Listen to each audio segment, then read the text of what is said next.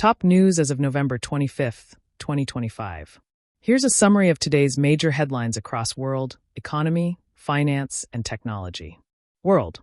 Multilateralism moment at the G20 summit.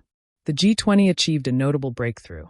Its latest declaration marked a rare success for multilateral cooperation, despite tensions and a partial U.S. boycott. Leaders meeting in Africa, the first G20 held on that continent, agreed on tackling inequality and putting forward frameworks that challenge U.S.-led dynamics. This outcome is being viewed as a symbolic win for global governance, showing that major economies can align even when the largest player is ambivalent. Volcanic eruption in Ethiopia. In northeastern Ethiopia, a volcano erupted for the first time in nearly 12,000 years, sending plumes of ash and smoke high into the atmosphere. This event highlights both the geological volatility in the region and the urgent need for disaster preparedness, especially in countries that may lack strong infrastructure for eruption response. Tensions in the Middle East rise. After the killing of a senior military commander of Hezbollah in Beirut, the Israeli Defense Forces, IDF, remain on high alert for potential retaliation.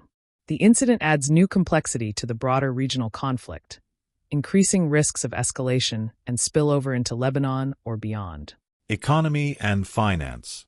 Outlook for the U.S. economy. Modest growth, sticky inflation.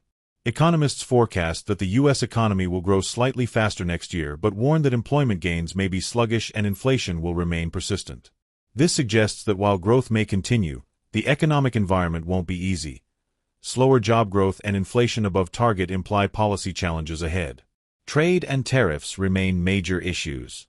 The European Union intends to push the U.S. to implement more from the July transatlantic trade deal, including lowering steel tariffs. Meanwhile, the fallout from tariffs is visible in U.S. agriculture. In Michigan, farm export volumes have plummeted, and state officials point directly to earlier tariff actions for the damage. Together, this shows that trade policy continues to carry heavy economic consequences, both globally and domestically. Central bank and rate cut discussion in focus.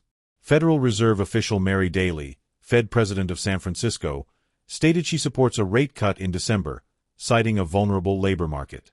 But at the same time, economists warn the Fed may be slower to cut than previously expected given inflation and growth dynamics.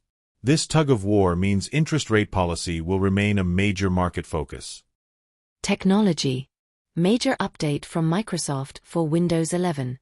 Microsoft is rolling out improvements to the File Explorer in Windows 11, introducing preloading to speed startup and a simplified context menu to reduce clutter. These changes reflect the ongoing push by major OS vendors to optimize usability and performance even in mature systems. Google Assistant may be phased out. Google's support page now hints that Google Assistant will be shut down in March 2026, at least on Android Auto, as Gemini, its newer AI, takes over. This is a notable moment for voice and assistant tech. A major player planning to retire a well-known product signals a shift in strategy toward AI-centric experiences. New benchmark for AI chatbots on well-being. Researchers are launching a new benchmark to test whether chatbots safeguard human well-being, an increasingly important concern as conversational AI becomes more widespread.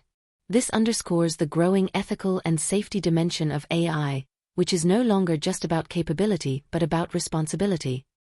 Takeaway. On the world stage, we are seeing both cooperation, G20, and heightened risk, Middle East volcanic eruption, simultaneously. In the economy, modest growth paired with persistent inflation and trade friction means uncertainty remains high. In technology, incremental improvements, Microsoft, are juxtaposed with strategic pivots, Google, and emergent ethical frameworks, AI well-being.